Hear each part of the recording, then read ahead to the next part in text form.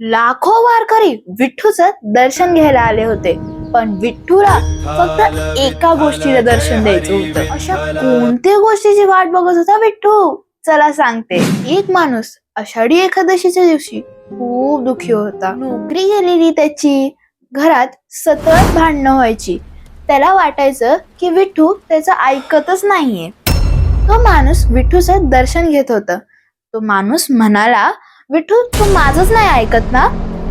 तो विठ्ठूला खूप रागात म्हणत होता. मग तो मंदिराच्या बाहेर गेला. रस्त्यात त्याला एक वृद्ध वारकरी भेटला. तो वारकरी म्हणाला, बाळा तू एवढा उदास का आहेस? तो माणूस सगळा राग बाहेर काढत म्हणाला, विठ्ठल माझं प्रश्नांचे उत्तरच देत नाही, माझं कधी ऐकतच नाही. वृद्ध फक्त हसला. तो वृद्ध म्हणाला, चल माझ्यासोबत बेटा. ते दोघे थोडा वेळ सोबत चालले. रस्त्यात एक लहान मुलगा पडला. वृद्धाने त्या मुलगाला उचललं. थोडं पुढे गेल्यावर त्या वृद्धाने एका थकलेल्या आजीला पाणी दिलं. आणखी पुढे त्या वृद्धाने रस्ता चुकलेल्या कुटुंबाला वाट दाखवली. तो माणूस विचारतो, काका तुम्ही सगळ्यांचीच का मदत करताय? तो वृद्ध म्हणाला, मी कुठे रे बाळा, हे सगळं तर विठ्ठू करतोय. तो माणूस थोडा कन्फ्यूज झाला आणि म्हणाला, विठ्ठू इथं कुठं आहे? तो वृद्ध हसून म्हणाला, थोड्या वेळपूर्वी तूच म्हणला होतास ना माझ्याशी विठ्ठू बोलतच नाही. बाळा विठ्ठू डायरेक्ट नाही, माणसाद्वारेच बोलतो. जेव्हा आपण कोणाला पडलेल्याला आधार देतो तेव्हा तो विठ्ठू असतो.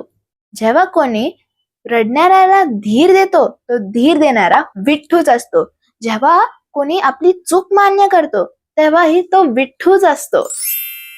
हे बोलून वृद्ध निघून गेला.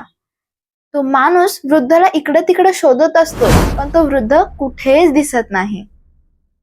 तो माणूस विठ्ठूच्या मंदिरात परत जातो आणि म्हणतो, सॉरी विठ्ठू, चूक माझी आहे. तू बोलत होतास, मी ऐकत नव्हतो.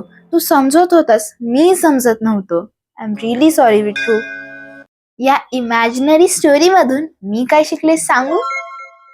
आपण देवांकडे उत्तर मागतो, पण देव कधी आणि कोणत्या रूपात आपल्याला उत्तर देतो ते आपल्याला कधीच कळत नाही. म्हणून या आषाढी एकादशीला मी फक्त प्रार्थना करणार नाही, तर जे देव बोलेल त्याला ऐकायला पण शिकेल, समजून घ्यायलाही शिकेल.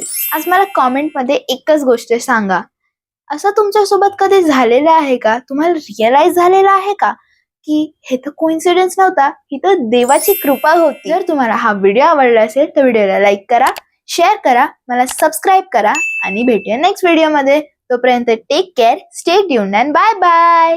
जय हरी विठ्ठल.